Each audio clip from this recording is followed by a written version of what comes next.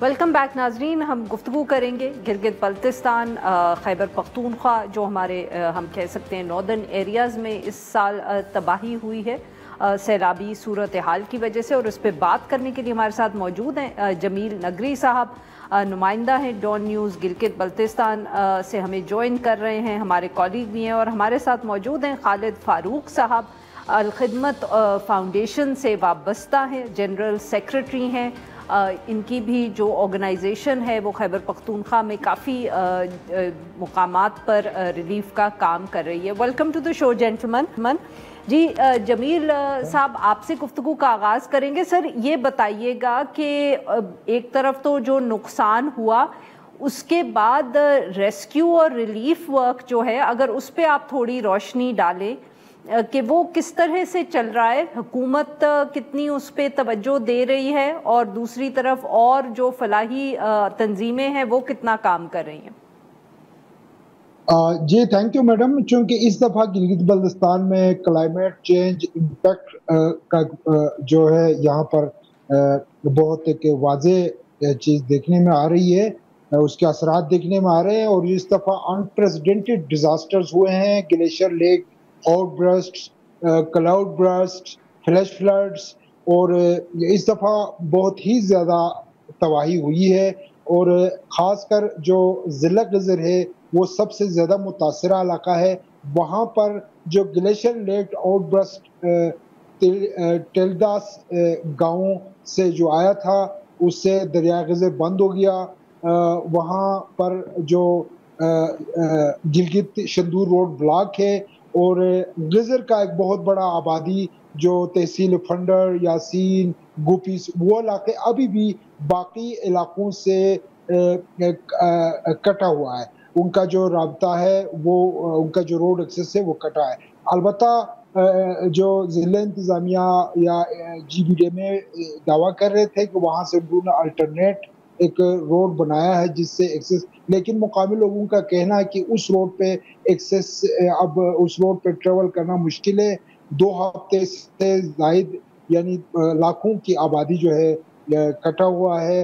اور خاص کر جو ڈسپلیسڈ لوگ ہیں، کوئی 300 سے زائد لوگ جو مکمل طور پر بے گھر ہو چکے ہیں، وہ خیموں میں ان کو منتقل کیا ہے، ٹینٹ تو فراہم کیا ہے، لیکن وہاں پر بجلی کا نظام نہیں ہے، وہاں پر پانی کا نظام اور ادر اسینشیلز میڈیسن کے مسئلے مسائل ہے.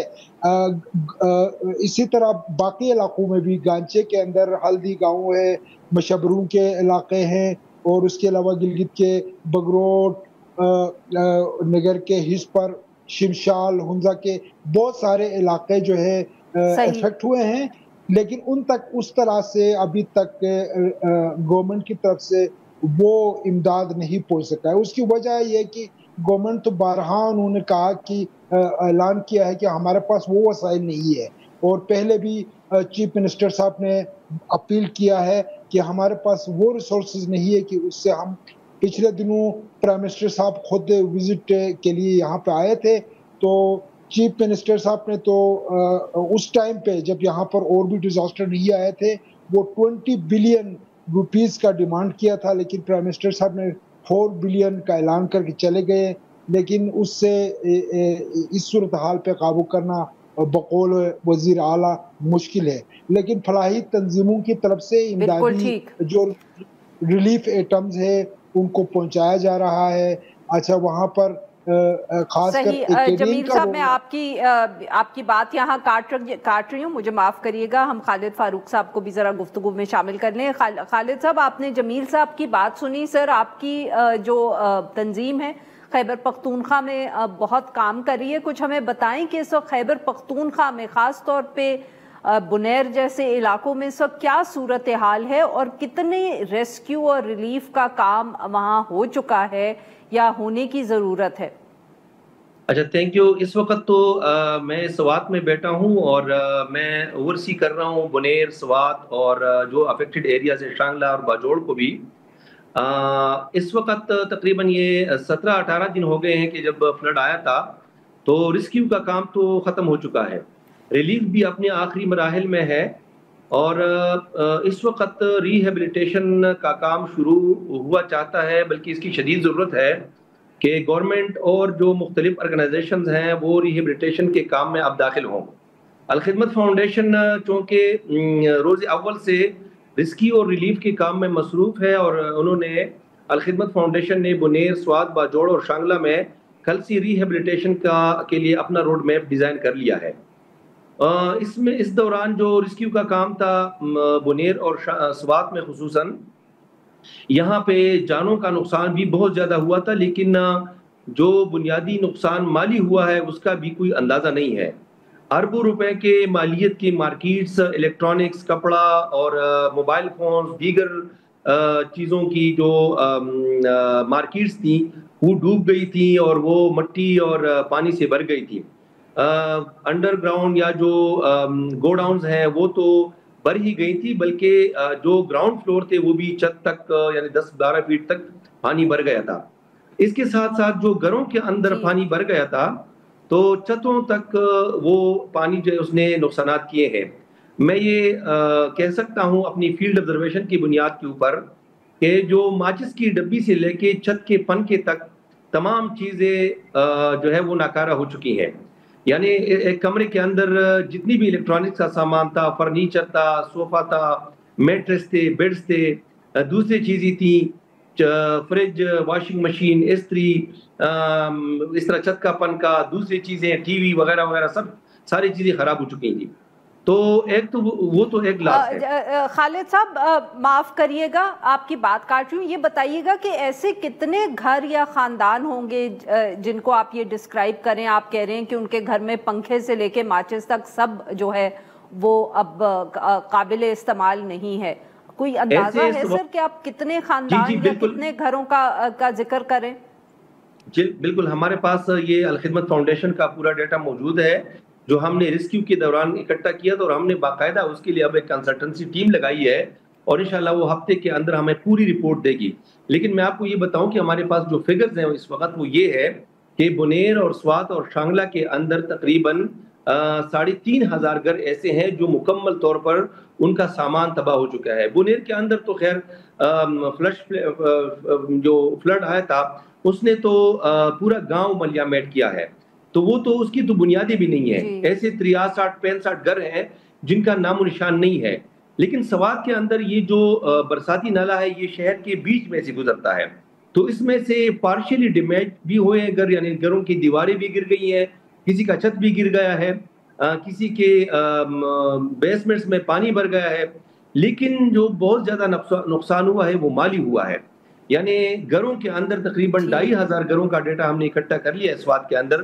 اس میں 400 کے لگ بھگ گھر ایسے ہیں جو فلی ڈیمیج ہیں، باقی 828 گھر ہمارے پاس ان کا ڈیٹا ایسا ہے جو جن کا سارا سامان خراب ہو چکا ہے اور وہ ابھی رہنے کی قابل ایز سچ نہیں ہے۔ تو اس لیے الخدمت فاؤنڈیشن نے یہ کیا کہ گھروں کو تو صاف کر دیا، روزانہ 500 کی لگ بھگ رضاکار ہم نے لگائے، 7 ایکسکیویٹرز ہمارے کام کرتے آ رہے ہیں، مطلب پچھلے 17-18 دن سے۔ اس طرح 5 ٹریکٹرز لگوائے، 15 کے لگ بھگ ہم نے منی ٹرکس لگائے، اور اس طرح اور بھی بہت سارے لوگوں نے کام کیا۔ گورنمنٹ کی ٹی ایم ایز کی بھی گاڑیاں آئی، مختلف گاؤں سے لوگ والنٹیئر آئے، انہوں نے بھی کام کیا۔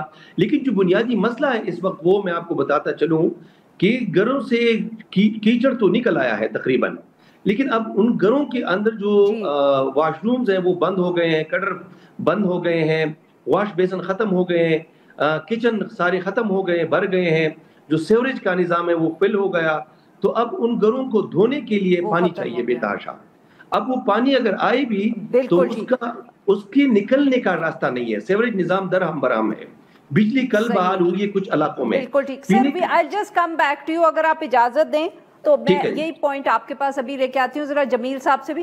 جمیل صاحب یہ جاننا چاہ رہی تھی کہ جو آپ نے کہا کہ رستے بند ہیں تو آپ کی طرف تو فوڈ سپلائیز، کھانے پینے کی اشیاء، باقی ضرورت کی چیزیں، ان کی کتنی شارٹیج کا کوئی مسئلہ ہے خاص طور پہ، اور کیا اس کی وجہ سے کوئی قیمتیں بڑھ رہی ہیں؟ جی دیکھیں، یہ میں نے پہلے بھی عرض کیا، جو غزر کے جو بالائی علاقے ہیں وہ کٹا ہوا उनका जो रोड एक्सेस है, और उसकी वजह से जो यासीन, फंडर, गुबिस के इलाके हैं और ख़ासकर जो मुतासिरा रविशन, तिलदास और दाइन जो विलेज है, यहाँ पे लोगों की शिकायतें हैं कि जो है फूड शॉर्टेज भी है, एसेंशियल्स नहीं है, मेडिसिन का मसले मसाइल है, इलेक्ट्रिसिटी का मसला है। और सबसे इंटरेस्टिंग चीज़ ये है कि इनको जो खौफ है वो महीने 2 महीने बाद यहाँ पे अभी विंटर सीजन शुरू होना है, और सैकड़ों जो 200-300 घर ऐसे हैं जो अब खीमों में रह रहे।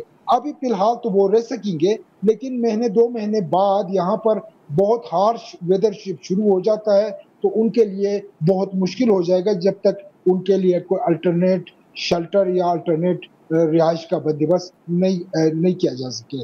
तो अब भी लोगों को मसले मसाइल है वहाँ से। जी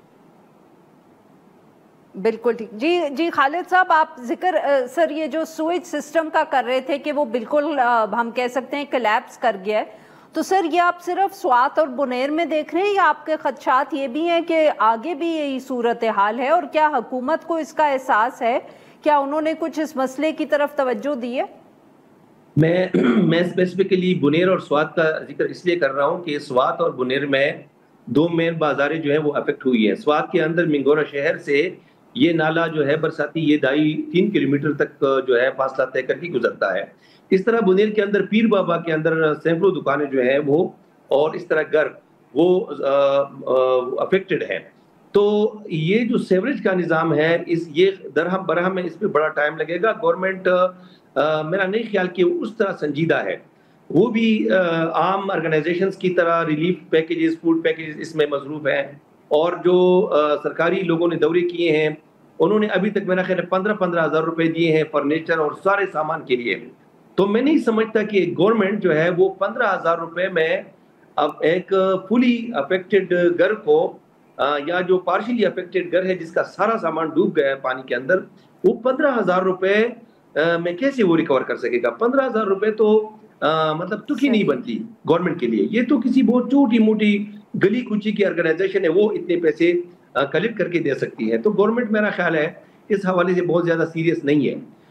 मैं ये आपको बताता चलूँ कि इस गवर्नमेंट के मुकाबले में, चूँकि मैं अल-खिदमत फाउंडेशन का जनरल सेक्रेटरी हूँ, मैं आपको अपनी रूट मैप का बता दूँ कि हमने कल ही 100 घरों की तामीर का ऐलान किया है इंशाल्लाह बुनेर और स्वात के अंदर जो फुली डैमेज है। अल-खिदमत का अपना मॉडल है हाउसेस का, वो उस पे करेंगे। 200 छोटे वाटर जो ट्यूबवेल वाटर स्कीम्स है पानी की पीने वाली पानी का, वो बनाएंगे इंशाल्लाह। 5,000 तलबा जो अफेक्टेड है उनकी बुक्स, स्टेशनरी और किताबों का भी बंदोबस्त करेंगे। इस तरह हम 60 मसाजिद को रिनोवेट करेंगे और बनाएंगे। हमारे 2 मेहमानों का हमारे लिए वक्त निकाला। नाजरीन, यहाँ पे लेते हैं हम एक छोटी सी ब्रेक।